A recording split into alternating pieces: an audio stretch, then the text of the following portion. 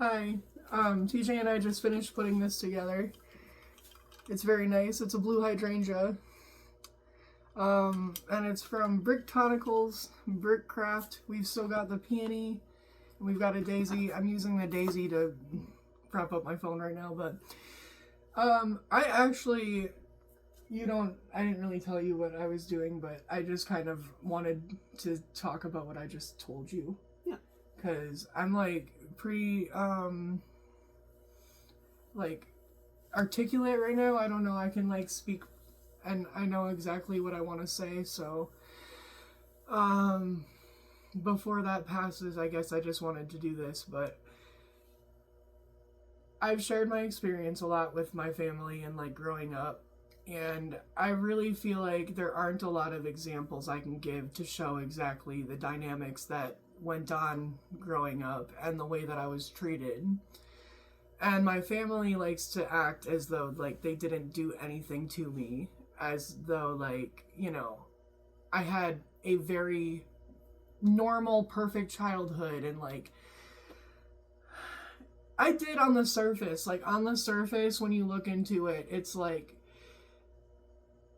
I had a very dysfunctional family, and anyone who knew my family, and even on like the outside, like everybody's willing to admit that my family's dysfunctional that are like around.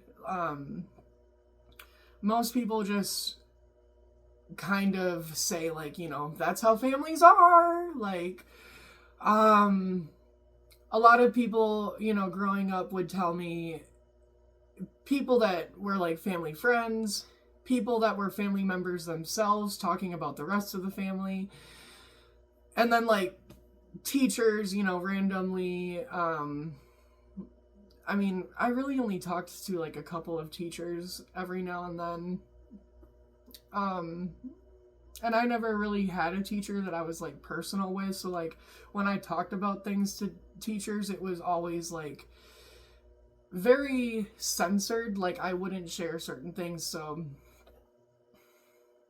anyway, though, one of the things, or like, I just kind of thought of an example to show like the way that I was treated growing up, and like the reason why growing up I didn't feel safe around the people who were raising me. I didn't feel like, I don't know. I don't even really know what I'm trying to say, but like, so the story that I just shared with you, that like I kind of like, I never really have thought about it. Like, I don't really think I've really thought about it since the night that it happened, but for some reason, it just kind of like flashed, and I was like thinking about it, and I like was actually like reliving it, I guess. And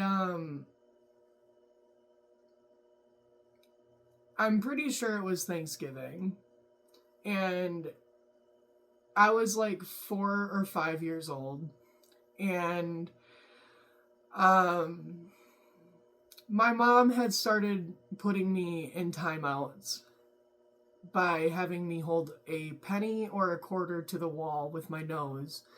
And if it fell, that meant that I had to get like 5 or 10 minutes added on to that.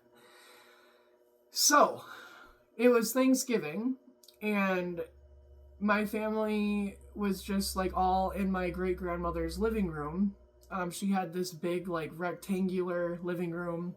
She had a big TV at the end of it, and she had two long couches on one side and then the other side, and then in the back, there's a fireplace with, like, a seating area, and then a recliner next to that, and then on the other side was, like, the opening for the kitchen, and you walk in and out of, whatever, the in-between area, transition area, it's like, yeah, that's the transition area. Anyway, we were all in there, and my mom randomly just kind of told everybody that she started doing the penny thing with my nose to the wall, and that's how she does my timeouts. And my family started like laughing and hoot and hollering, like literally all of them were making it out like it was so funny and just whatever. And they were like, they wanted to see it. So up until this point, I had just been like chilling with them, like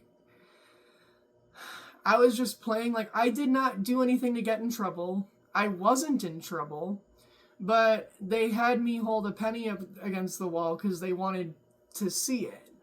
And so I remember at that age, like I was kind of confused, and I was sort of like, because everybody else was laughing and whatever, like, you know, hardy har har. So I kind of tried to match everyone else's energy because I was trained to do that at a very young age. And, you know, I kind of like was like, ha ha ha, like when they had me actually like standing up against the wall and I had to have a penny like this, I was kind of like, you know, like that was kind of my attitude. And I was like, ha, like, and I let the penny fall because I was like, this isn't serious, you know, like, and everyone started laughing and joking, and you know, Michael, if you let the penny fall, you get another 10 minutes added. Just remember. And so the first time I let the penny fall because I thought it was I thought we were all being funny. I thought we were having fun. At that point, when I let the penny fall, it turned, and I was like laughing and stuff. It turned from a joke into my mom and like a couple of them started to get serious.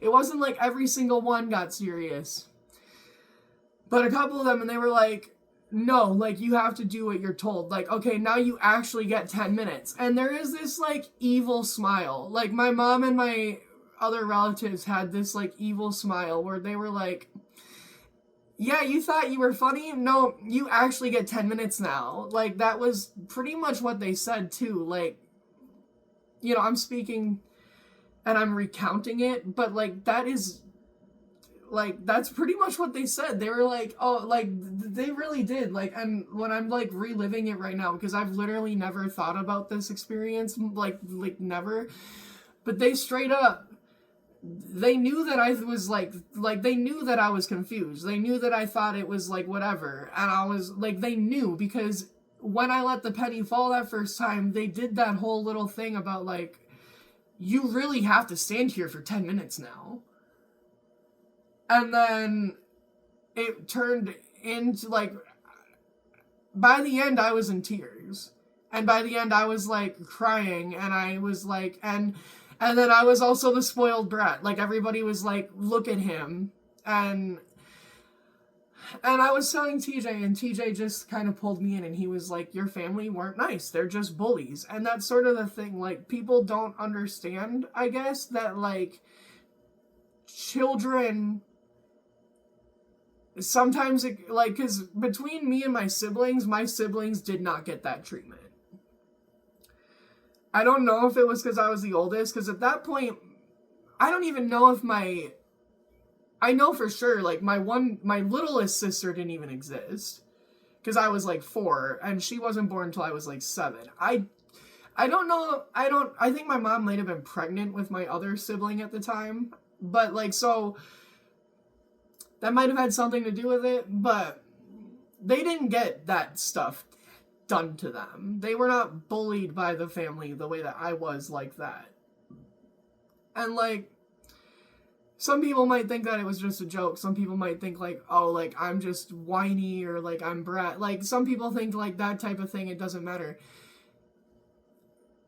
When I had so many experiences like that built up over my lifetime growing up, and every single time I had that type of thing, like, happen to me, or I was treated that type of way by the people who I was supposed to be able to trust the most, and, like, whatever, like,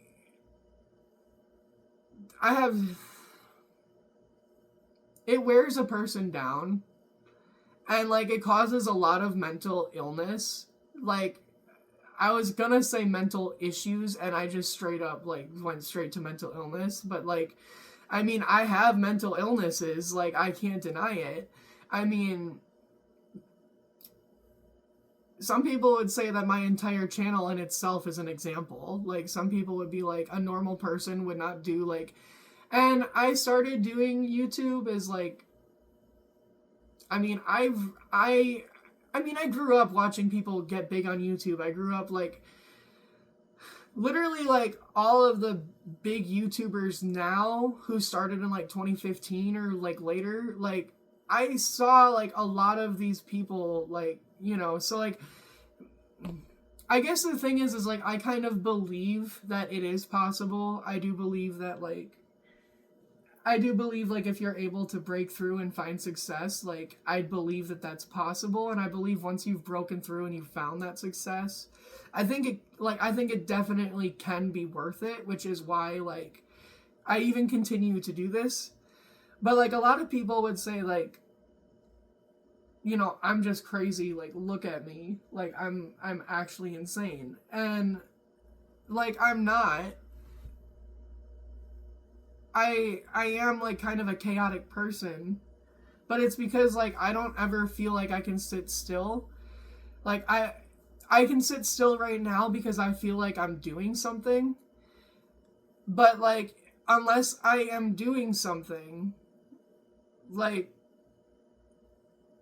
but the thing is, and the thing that, like, sucks about it is, like, it's not, like, doing something as in, like, I want to read a book, or I want to play a game, or we were just trying to put this together, and in all honesty, I didn't really do, like, any of it. I put, like, 4 of these green connectors into the flowers, and TJ did, like, literally everything else, because, like, when I say do something, I don't mean do something as in just, like, doing anything or doing stuff for joy or, like, whatever. I mean do something as in I need to be accomplishing something.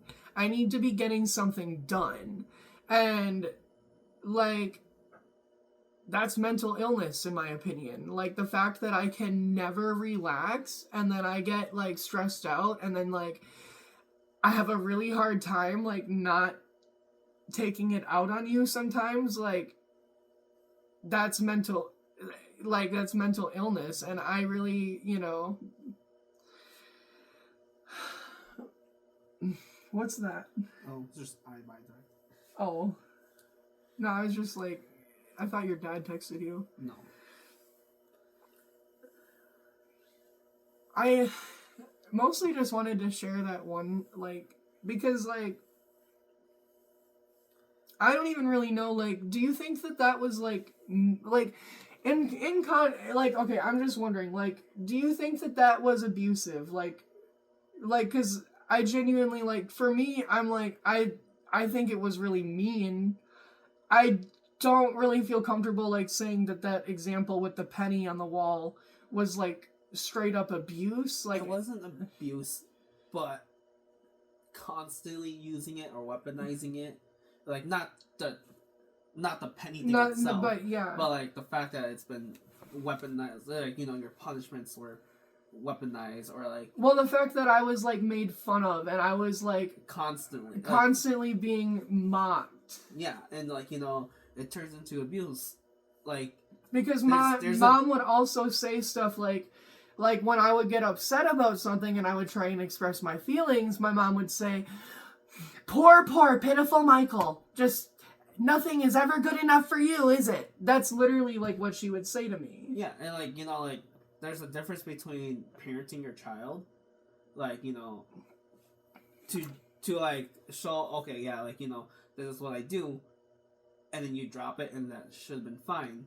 Versus berating them and making them feel like they're less than human, and, like, they deserve to be treated like they're a piece of shit. Yeah, and so, like, you know, like, there's a difference, there's a big difference there, and then one is you are parenting your child, the other one is you are straight up abusing them or adding to the abuse that they already are experiencing. I don't really know how to, like, go forward with, like, because, like, I do want to do this kind of thing more. not just like, but like I don't really know like I don't know how to do these videos anymore. Like I And don't. that was a heavy topic. Well, And on a lighter topic, why are you drinking my Red Bull? You finished yours. I need a sip. Give me my Red Bull. Hold my hand. Bye.